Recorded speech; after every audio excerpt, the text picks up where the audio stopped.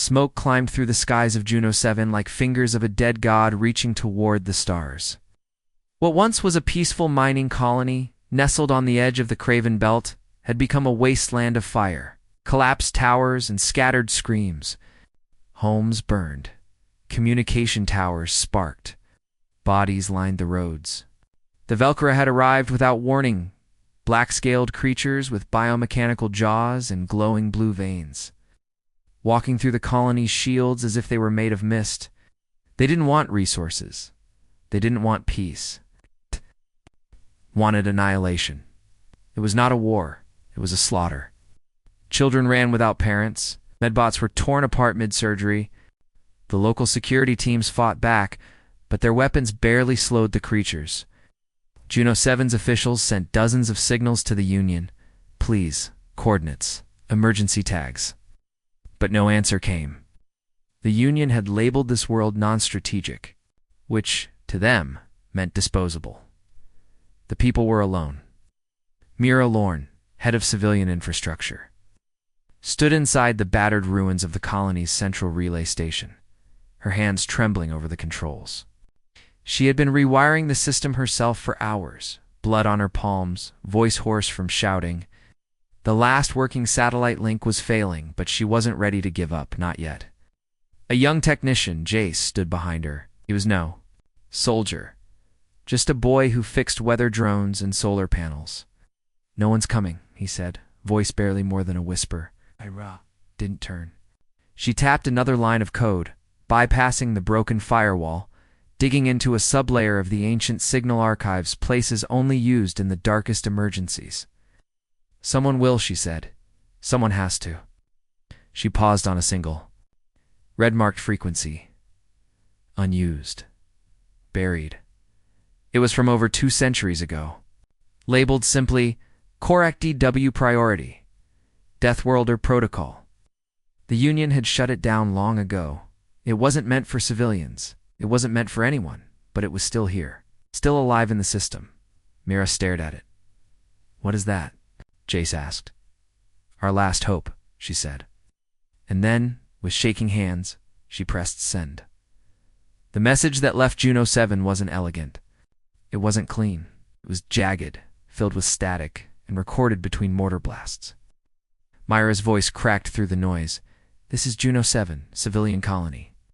We are under attack by unknown hostile species designation, Velcro. Union forces are unresponsive. Shields failing. Casualties rising. We have no more weapons. We have no soldiers left. If anyone hears this, anyone please help us. We are not a threat. We are not warriors. We are just people. We don't want to die." The last line, more a whisper than a cry, was carried. "By dust. Please, help us." And then silence. But silence did not mean the signal had vanished. Somewhere far away, on the dark edge of the galaxy, where suns were faint and planets were forged in volcanic ash, an old structure listened. A machine buried under the rock of Korek 3, still watching, still waiting. In the moment that signal reached its core, something ancient unlocked. A chamber lit up after 187 years of darkness. Massive doors, rusted shut by time and smoke, creaked. Open to reveal rows of figures frozen and armor-tall, human-shaped shadows with heavy black plating, their visors still dim. The air inside the chamber shifted, steam hissed. A light blinked green, then red, then green again, a sound like thunder. Filled the catacombs, and then, one by one, the eyes of the Deathworlders opened. Back on Juno 7. Mira sat in the dust, her voice gone, her hands bandaged and shaking. The relay tower had finally burned. She and Jace now shared a tent with other survivors in the canyon below the city ruins. Food was running out. Medical supplies were nearly gone. And the Velcro had begun nesting in the old mining shafts, claiming the land like it had always been theirs. There was no fight left. Only quiet. Till, just. Before dawn, the sky cracked. No one heard it at first. The clouds just moved unnaturally, pulling apart like curtains. Then, a sharp metallic scream echoed across the mountains. People looked up. Some fell to their knees. A ship massive, more like a floating fortress than a cruiser, descended. From orbit without slowing, its hull was charred black, its engines dripping flames like comets. The front was shaped like a beast's jaw. Engraved along its spine in ancient Earth script were two words: Hammerfall Strike. The ship didn't land gently. It slammed into the open plains outside the canyon, shaking the ground so hard that pieces of rock fell from the cliff walls. Dust covered the tents. The colony's survivors screamed. But this wasn't another Velcro attack. This was something else. Something worse. As the dust cleared, shapes emerged from the crater. Huge, armored, walking like machines, but breathing like men. Each one carried a massive weapon strapped to their back. No logos, no unit flags, just black armor and glowing red visors. Ow. They said nothing. Didn't salute, didn't explain. The people stepped back, terrified. Even Jace, who had once believed in every Earth story, whispered, "Are they even human?" One of the soldiers walked toward a group of injured civilians. They reached out to him, hoping, praying. He didn't stop. He walked through them, scanning them like debris. Soldier paused beside a crying mother clutching her dead child. He looked down, then turned away. They hadn't come to save. They had come to end whatever remained. Mira stared at them, heart frozen in her chest. "They got our message," she said. "But they didn't come for us." Behind her, the Hammerfall's command deck sent a single message across the surface. In a voice cold and mechanical, "Tactical response unit deployed. Civilian status irrelevant. Mission, cleanse infestation." And that's when the people of Juno 7 finally understood. Their SOS had been heard, but Mercy had not answered. Only Fury had. The crater left by the Hammerfall was still hot. Cracked rock glowed red under the cooling hull, and dust hung heavy in the air like smoke that refused to settle. The Deathworlders stood motionless in rows, 30 of them, each over 7 feet. Tall, their armor was black and heavy, shaped for war, not for movement. Their helmets were smooth, their visors glowing red, hiding the faces beneath. Their presence wasn't just terrifying, it was unnatural. They didn't talk. They didn't ask. They didn't reassure. They simply stood like shadows waiting to fall. Mira stood at the canyon's edge, her hand on Jace's shoulder, eyes fixed on the black line of soldiers marching into the valley. The few survivors left were too stunned to move. Some hid behind rocks, some prayed. Others just stared, unsure if help had truly arrived or if something worse had. The silence was only broken when the first Deathworlder reached the ruins of the colony. He stopped, looked down at a burned-out vehicle, then crushed it beneath his boot without flinching. They didn't walk like normal soldiers. They didn't spread out. They didn't secure the area. They moved like hunters who already knew where the prey was hiding. "Why aren't they saying anything?" Jace asked, voice shaking. Mira didn't answer. She was trying to make sense of them too. The Union never spoke about the Deathworlders. Their records were redacted, erased, turned into myth. Whispers said they were Earth's darkest weapons, created for impossible wars, then locked away when peace came. But now, they were here, alive, and walking through Juno 7 like it was just another battlefield, and then without warning one of them raised a hand. A low, sharp tone filled the air. It wasn't a word, but it was a command.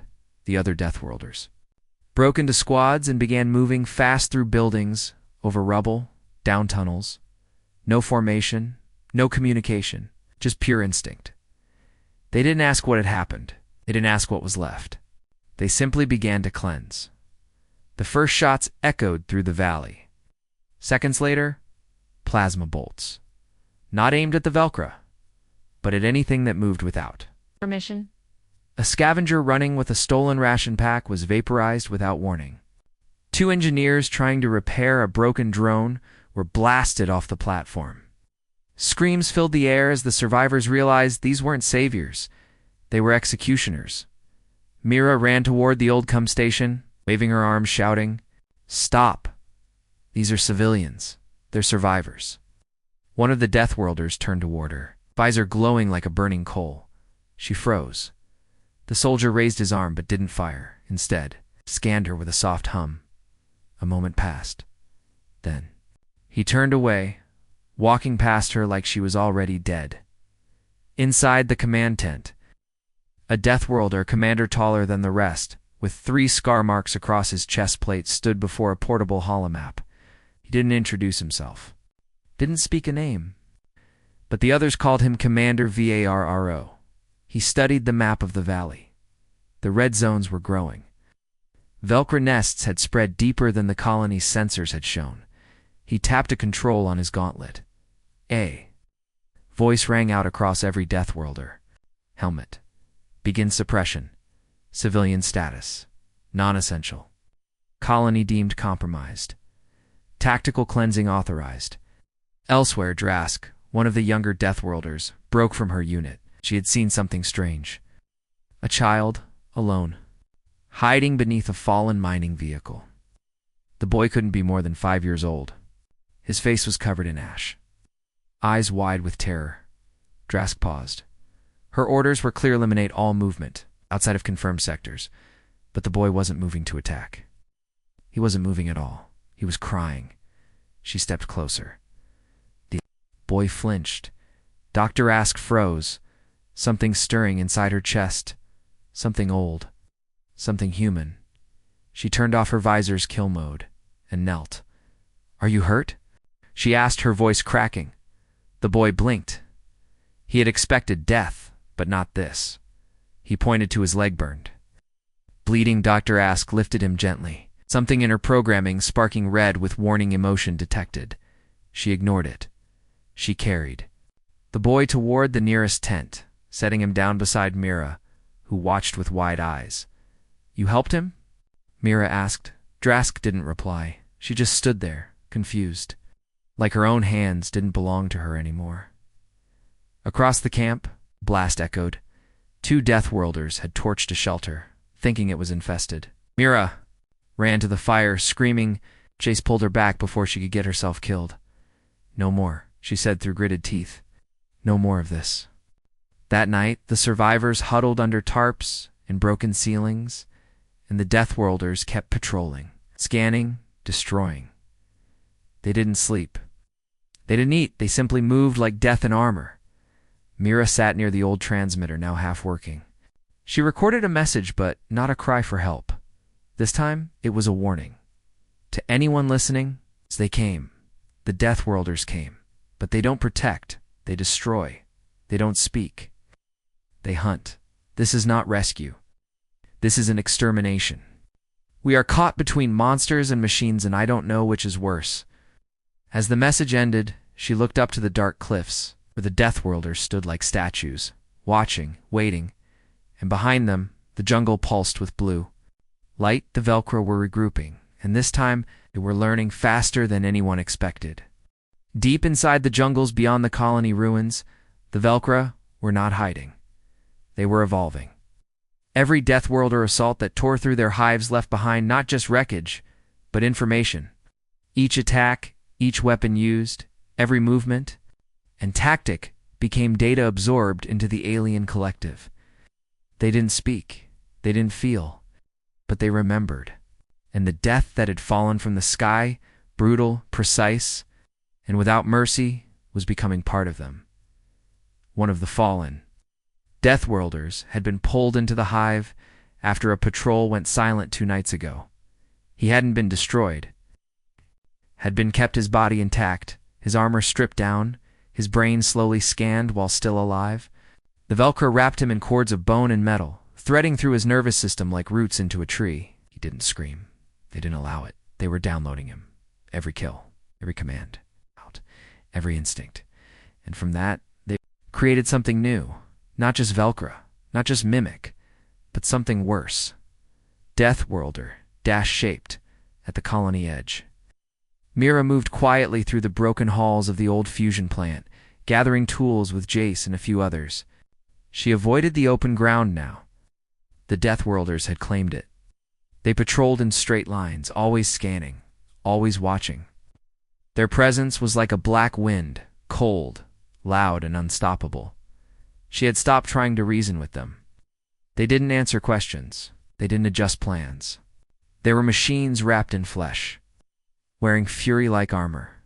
But Myra wasn't the only one growing tired. Inside the med shelter, Drask sat alone beside the boy she had rescued. His name was Cal. He was recovering slowly, though his legs still trembled when he tried to walk. The other Deathworlders avoided her now. She was no longer seen as pure. Commander Vero had said nothing directly, but she had noticed the silent punishments. Fewer assignments, denied access to weapon caches. Constant observation? She didn't care. She had felt something when she saved the boy. Something she hadn't felt since she was pulled from the Deathworld training camps years ago. She had felt right, and that terrified her that night. Scream tore through the lower canyon. Deathworlder squads responded instantly, but what they found wasn't Velker. It was a body one of their own. Split in half. Cleanly, no explosives, no fire. Just sheer, perfect strength. The body had no ID tag. Its helmet was missing. Its weapons were gone. Vero crouched beside the corpse and touched the wound. He didn't speak. He didn't need to. The Deathworlders had faced thousands of alien threats across centuries, but none had ever copied them until now. 2 hours later, another squad failed to report in. By sunrise, 3 more were dead, and 1 had disappeared without a trace. The colony survivors huddled behind energy fences, but even those seemed fragile now. Mira walked to the outer ridge, staring at the black figures combing the trees. She wasn't sure who she feared more, the Velcra, or the ones hunting them. Jace approached, holding a handheld scanner he'd repaired. "Something's moving out there," he whispered. "Fast, big, and it's not them." He pointed to the Deathworlders. Mira narrowed her eyes. "Then what is it?" Jace turned the scanner toward her and showed her the feed. A tall figure. Same height, same gait, same armor design, but its heat signature was cold, not human, not organic. Something in between. Mira's breath caught. They're copying them. Drask, standing behind a fallen tower with Cal at her side, also watched the scanner. She had seen it too, and something deep inside her, the part still loyal to her old training, began to scream. That evening, Commander Varro called all Deathworlder squads to the old Colonial Plaza. Mira watched from a distance as he activated a live hologram showing distorted footage from a patrol drone. The image wavered, but what it showed made even the hardened soldiers shift. A Velcra hybrid in full Deathworlder, armor moving faster than any human should, crushing a Union-class turret with its bare hands. It turned to the camera just before the feed cut. Its face was wrong, too smooth, like something pretending to be real. Vero's voice, low and cold, echoed through the armor link. "Adaptation confirmed. Protocol Alpha 6 engaged. Effective immediately, full colony lockdown. Any unregistered movement will be eliminated." Mira stepped forward, furious. "You can't just declare martial law. There are still civilians outside the camp." Vero didn't turn to her. Didn't have to. "This world is already lost," he said. "We just haven't buried it yet." Before she could respond, a new alert blared. Motion, inside the perimeter. Too fast to be human, too strong to be stopped. The Deathworlder spun around, weapons raised, but the thing had already moved. It leapt from a rooftop, not at the soldiers, but at Mira. Drask saw it first. She didn't think, she ran, pushed Mira to the ground and pulled her rifle around. The hybrid landed just feet away, standing tall and quiet. Its helmet gleamed. Its chest plate bore the Deathworlder sigil scratched. In reverse, mocking them, it spoke. One word, spoken in Drask's voice, broken. Then it vanished into the dark. No one slept that night. Not the civilians. Not the Deathworlders. Not even Myra, and far beyond the canyon, deeper in the forest. Dozens of hybrid shells stood in silence, training, adapting, practicing the movements. They had watched for days. They were not beasts. They were students, and they had just found their greatest teacher, human rage. The next morning came without a sunrise. Heavy ash hung over the colony like a blanket of gray fog, turning daylight into a permanent dusk. The forest didn't make a sound. Birds had vanished. The wind didn't blow. Even the Velcro nest once, glowing with their blue bioluminescence, seemed dimmer now, as if something deeper, darker, had taken root inside them. The survivors of Juno 7 barely spoke. Mira walked through the canyon with Jace and a small group of engineers, inspecting the backup generators. They needed to get power restored to the perimeter fence before the hybrids returned. But every tool, every panel, felt pointless now. How do you build walls when the enemy learns how to climb faster than you can raise them? Behind her, the ground shook. A squad of Deathworlders passed by, weapons drawn, scanning everything, even the civilians. They didn't distinguish between scared children and potential threats anymore. They only looked for movement. Mira didn't try to stop them, not anymore. Arguing with a hurricane had never changed the wind. But Drask was different. Drask had been standing at the edge of the cliff since before dawn. Her armor no longer shined. It was dented, smeared with blood, and cracked from her last encounter with the hybrid. Yet she didn't request repairs. She didn't fall back. She just watched the trees. She could feel it. They were watching her too. The Velcro hybrids didn't attack that night. They didn't need to. Their message had already been delivered. They could wear their enemy's skin, mimic their language, even copy their weapons. And now they were waiting for the Deathworlders to respond, to see what new lesson would be taught. Commander Vero did not disappoint. At the center of the former colony's plaza, he ordered the assembly of a seismic warhead. It was illegal under Union law. It was designed to collapse entire biomes, forests, mountains, even underground cities. Meant for extinction, not precision. A final weapon. The kind Earth had banned decades ago. This is madness, Mira said. Stepping in front of the activation team, Vero didn't flinch. This world is infected. The infection spreads. Burn it. There are still people out there, she said, scattered in the outer sectors. Families, children. You'll kill them too. Vero's helmet tilted slightly. Then they should have stayed quiet. Drask stepped forward. You're not here to save anyone, she said quietly. Vero turned. No, I'm here to finish what they started. He pointed to the trees. They took our form, our weapons. Now we show them what the real fire feels. Like, with one touch, the seismic warhead activated. A countdown, 12 hours. Drask stared at the numbers. Her hands tightened into fists. She remembered her training, how fear was weakness, how hesitation meant failure. But now, she wondered if obedience was worse. Back at the canyon camp, Mira gathered a secret group of survivors. Engineers, medics, technicians. Even Jace. She told them the truth. In 12 hours, the Deathworlders would erase the entire forest stand, everyone still hiding inside it. There was no time to evacuate. There's no time to send a message. But there was time to fight back. How do you fight someone bred to kill? One man asked. Mira answered, you stop letting them decide what's worth saving. They created a plan, risky, desperate. They would sneak into the Hammerfall's control center and override the warhead manually. The Deathworlders wouldn't see it coming. They didn't expect strategy from civilians. That was their mistake. But someone had to lead the infiltration. Someone who knew the codes, the defenses. Someone Deathworlders wouldn't shoot on sight, Doctor asked.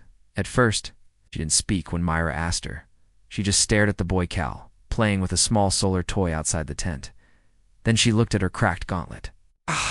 And nodded. I'll get you inside. As the plan moved forward, far in the jungle, the hybrids circled a clearing. At the center stood a new figure, taller, heavier. Covered in black armor to advance to be copied, it was their own design, a queen. Born from stolen knowledge, wrapped in war metal, her eyes glowing red, she didn't roar, she spoke. Not with sound, but with thought into every hybrid's mind. The fire they gave us was not a gift, it was a test. Now, we show them it burns both ways. By nightfall, the forest began to move. Hybrids in Deathworlder armor emerged. Silent and unstoppable, marching not toward civilians, but toward the Hammerfall itself. They didn't want to kill. They wanted to take the ship. Take its weapons. Take its weapons. Take its name. Inside the command bridge. Vero saw the signals approaching. He smiled beneath his helmet. They think they understand war, he said. Let's show them extinction. But Drask was already going to leading Mira, her team through a forgotten maintenance tunnel beneath the mountain. They had just one goal. Stop the fire before it consumes everything. And far above them, orbiting satellites began to flicker as if someone was watching from even farther away.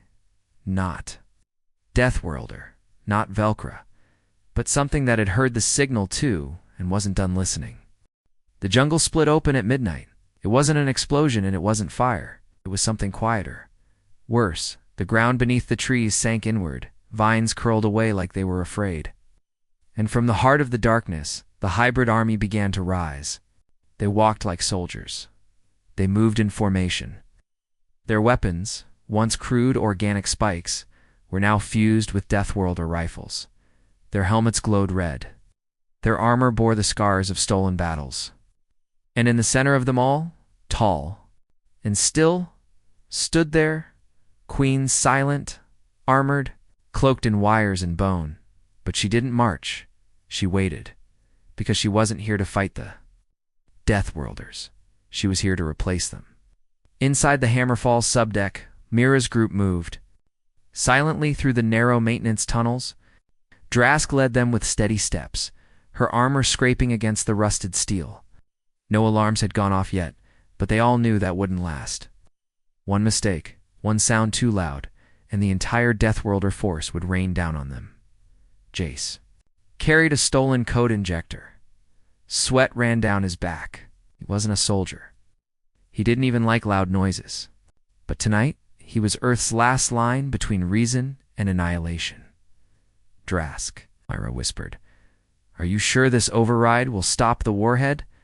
Drask didn't answer right away. She paused near a hatch, opened a panel, and traced. Her fingers along the old command grid etched into the wall. Every warhead has a spine, she said. You break it, the whole thing dies. Sounds simple, Jace muttered. It's not. Back in the Hammerfall's main plaza, Commander Varro had deployed half his units along the eastern cliffside. The hybrids were advancing to faster than any previous Velcro pattern. They were using cover, adapting, waiting for counterfire. Before revealing their positions, that wasn't alien strategy. That was human. Varro stared at the hologram as his second-in-command reported more losses. They're not fighting like animals anymore, the soldier said. Varro nodded. No. They're studying us, evolving.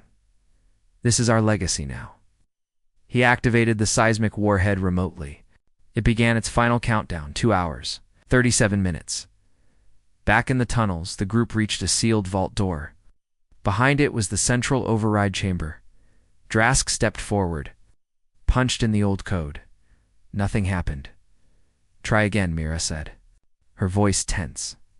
I did, Drask replied. It's not accepting the old chain. Jace stepped in, hands trembling, and connected his injector to the panel. We've got one shot, he said. After that, the alarm triggers. Everyone stepped back. He typed quickly, eyes darting. Lines of old Earth code scrolled across the screen, then clicked, the door opened. Inside was darkness, and something waiting at first. They thought it was a Deathworlder. It stood in the corner, unmoving. Then Mira looked closer. No breath, no warmth. No human signature, just wires and a face, wearing Drask's armor. Get back, Drask yelled, pushing Mira aside. The thing lunged faster than any Velcro, more precise than any clone. Its hands moved like hers. Its voice, when it spoke, was her own. You trained us well, Drask tackled it. It crashed through a rack of server cores. Sparks flew. The thing wrapped its arms around her neck, mimicking her moves perfectly. But Drask had something it dead in single quotes. Memory? She elbowed the hybrid, grabbed a spike of broken metal, and jammed it into its eye. It spasmed, screeching, voice glitching. Between roars and commands, then it died. Mira rushed in. Is that you? No, Drask said, rising slowly. Yes. That was their test run. Back on the surface, the queen began to move. Her army spread through the canyon like ink in water. The Deathworlders fought hard, brutal, cold, calculated, but the hybrids matched them strike for strike. And every time a Deathworlder fell, the queen sent in one of her mimics to take its place.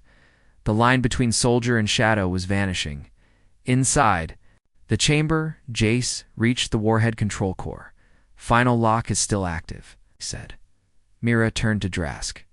"We need your key code." Drask hesitated. "This code. It was meant to start wars, not stop them, then change its meaning." She stepped forward, pulled off her helmet, and placed her palm on the core. A chime echoed. "Command override accepted. Identity Drask 11. Jace hit the final line of code, and then the warhead deactivated. The screen blinked. Green blink. Mira fell back against the wall in relief. But then the ship shook. The hybrids had breached the western hull. Drask's eyes widened. "They're coming for the ship." "They want it?" Jace asked. "No," Drask said. "They want to be it." Hammerfall wasn't just a warship. It was a symbol. And the queen wanted to wear it like a crown. Myra looked at Drask. "Then we can't let her have it." Drask nodded. "I'll hold them off." "No," Myra said. "We go together." Drask was already locking the chamber from the inside. "I was born for war. You were born to stop it." Mira pounded the glass. "Drask won't do this." Drask smiled. "This isn't goodbye. This is payback." As the door sealed, she turned to the hallway and raised her rifle. Outside, the queen entered the Hammerfall's main corridor. She stepped over the fallen, walked through smoke and fire, and faced the last Deathworlder standing. Drask raised her weapon. "You want to wear my face?" The queen tilted her head. "Then earn it." And they ran at each other like fire meeting fire. Above the battle, as the colony burned and the ship groaned under the weight of two armies, the old satellite finally blinked one last time, and somewhere, far off in deep space, another signal began to move. It wasn't from Earth. It wasn't from Okara. It was from something older, and it had just woken up. The battle inside the Hammerfall echoed like thunder rolling through steel. Each impact shook the walls. Each explosion lit up the corridors with red and white fire. Outside, the canyon was a furnace. Deathworlders and hybrids clashed like titans. They fought without hesitation, without rest. But the difference was now clear. The hybrids didn't just imitate. They improved. Their movements had become faster, more efficient. They predicted the soldiers' attacks, countered their formations, and moved as one living wave. The Deathworlders had taught them how to kill. Now the students were outgrowing the teachers. Mira and Jace sprinted through the upper halls, trying to escape the collapsing structure. The override they'd triggered had stopped the seismic warhead, but now the queen had changed her plan. She didn't want to destroy the colony anymore. She wanted to control it, turn the Hammerfall into her hive, turn the Deathworlders into her mask. Her voice, more stable now, began echoing through the speaker systems, cold, human-like. "You burned our world. You copied your flame. Now, you burn yourselves." On the other side of the ship, Drask faced the queen alone. How'd she have been? Injured, her left arm barely responding. Armor cracked at the shoulder, but she didn't stop. She didn't fall back. Her rifle was gone, used up in the first few seconds. Now she fought with a serrated blade, old and worn, pulled from her own boot sheath. The queen didn't need weapons. Her body was a weapon. Steel bone, clawed limbs, eyes that pulsed with stolen Deathworlder code. Every movement she made was a memory learned from the battles before.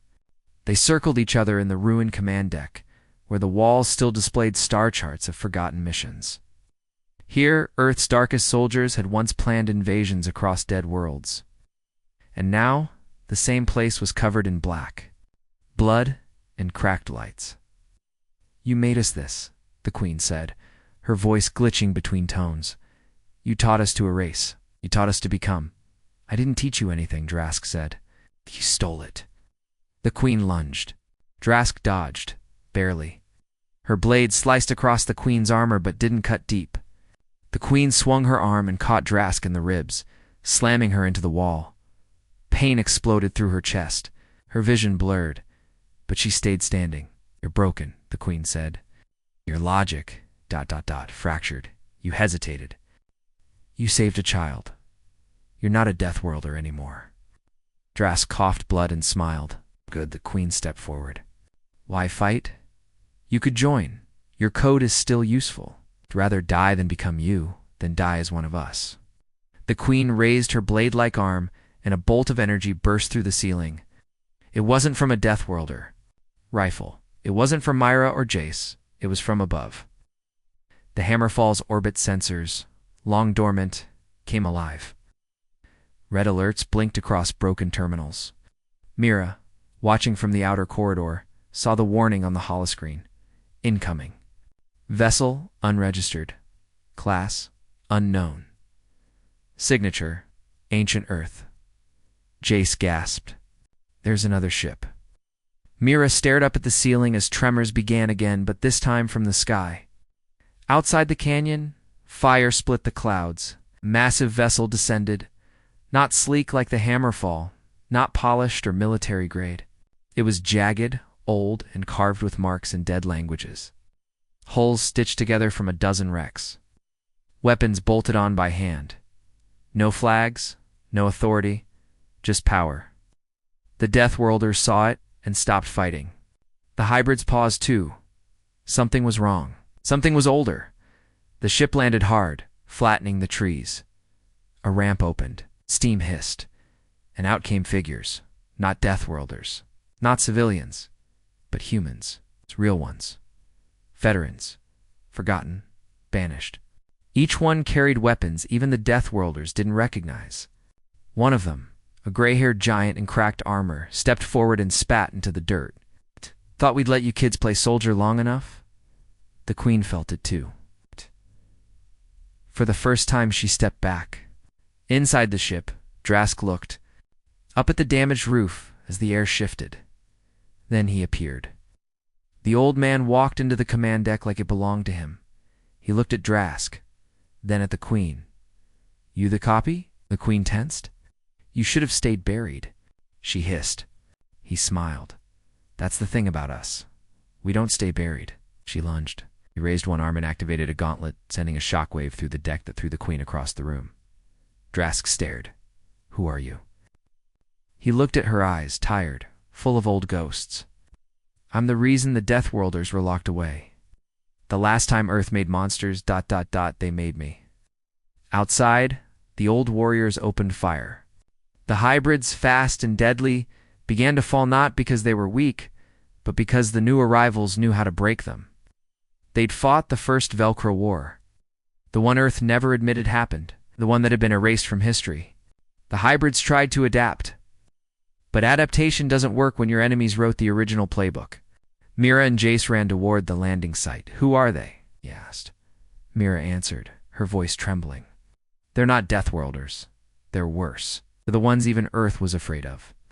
And as the queen roared, half her face melting from the blast, she looked at Drask and said her final line, "You were our future." Drask stepped forward and drove her blade into the queen's heart. "No," she said. "I was your mistake." The queen's body collapsed. The signal that bound the hive flickered and died. Across the canyon, hybrids dropped. Silence returned. Only fire and breathing remained. And high above, the old ship hovered, still watching, still waiting. Because this battle was over, but Earth's buried secrets had just been dug up, and something else was listening, asked ChatGPT. For the first time in days, Juno 7 was silent. The hybrid horde had collapsed like a wave that suddenly forgot how to move. The queen was dead, the hive mind shattered. The Velcro copies lay scattered across the valley, some still twitching, others smoldering from the final battle's fire. But the silence wasn't peace. It was the quiet before truth.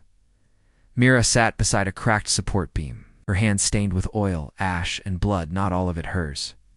Around her, civilians emerged slowly from the canyons and tunnels, blinking into the gray dawn like survivors waking from a nightmare.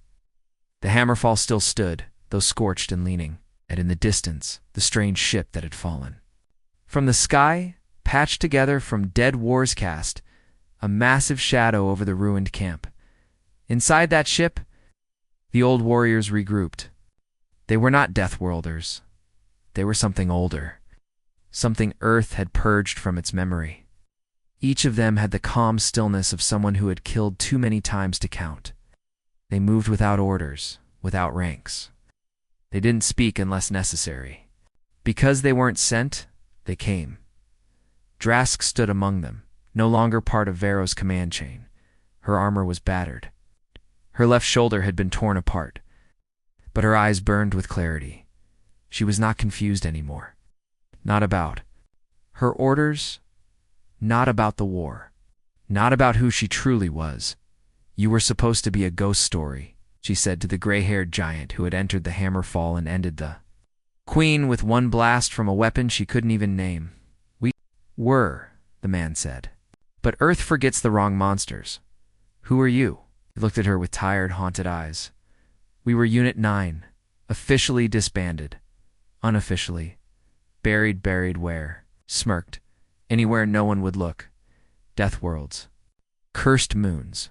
Places so bad even the Velcro wouldn't land." Mira stepped into the chamber, her voice tight. "Why come now? You didn't answer the first signal? Why this one?" The man didn't flinch. Because this one wasn't sent by generals or politicians. It was sent by someone who wasn't ready to quit. He looked at Mira. "You," she blinked. "I just pressed a button." "No," he said. "You believed someone would answer. That's what scared him most. Not the Queen. Not the Velcro. It's not even the Deathworlders. But hope. Because hope spreads faster than war. Commander Varro, still alive, but wounded, limped into the room. His faceplate was shattered, his voice hoarse. "This was never part of protocol." The old soldier turned. "You and your protocols almost wiped out an entire colony. We followed Union orders." The man stepped closer. "And Union orders? Built hammers without asking what they'd hit." Vero didn't reply. He just looked at Drask, his former soldier. The one who disobeyed. The one who saved a child instead of executing a command. For the first time, his voice softened. "You were meant to follow, not choose." Drask stared at him. "I was also meant to survive, but I chose to protect." Amira spoke again. "We need to rebuild. We need supplies, food, evac." The old man shook his head. "No one's coming." "What? Earth's not going to send ships. They don't want this to be real. They can't afford another war. Especially not against something we created by accident." Mira stepped forward, angry now. "So that's it? We won, and we're just left to rot?" The man looked out the cracked window, toward the horizon. "You didn't win. You survived. And survival is the seed of rebellion." Sighed. The civilians began to gather. Not in fear this time, but in purpose. The children helped move bodies. The old ones started sorting the debris for salvage. Jace, now with a limp from shrapnel, carried a cum beacon on his back, searching for any remaining satellites still. Listening, and far above them, the strange ship slowly lifted off the ground. Mira watched, a strange mix of anger and awe burning in her chest. "You're leaving?" The man nodded. "For now, but we'll be watching." "From where?" "Looked up." "From the dark." The engines roared, and the vessel began to rise. Trailing smoke and ash like the ghost of a storm, Drask stepped beside Mira. "Do you trust them?" "No," Mira said. "But I trust that Earth fears them, and that's enough." Vero sat alone, no longer giving orders, no longer part of anything. He stared at the burning trees and whispered something no one heard, and in the sky above, the stars shifted. Because the death of the Queen was not the end of the war, the Velcro weren't gone. They were regrouping. Elsewhere, and this time. Wouldn't need to copy. They would build based on the blueprints of human rage, and something buried in the old soldier's ship deep in its vaults began to pulse again. Something forgotten. Something Earth once locked away. Because not all weapons are metal, some are memories, and the dead don't stay buried forever. Ash rained from the sky like gray snow. Falling silently over the ruined colony of Juno 7, the jungle burned at its edges. But the core remained untouched, a dark wall of trees watching like an ancient beast waiting for the fire to die out. In the canyon below, what was left of the human soldiers, civilians, rebels, and children began to rebuild. But every eye, every whisper, turned not toward the smoldering remains of the Hammerfall, or the broken Deathworlder armor scattered across the valley. They looked up toward the stars, because that's where they had gone, the old warriors, the ones who weren't supposed to exist, the ones who arrived when no one else dared, the ones who left as suddenly as they came. Drask stood at the edge of the landing site, looking at the imprint the ghost ship had left in the ground.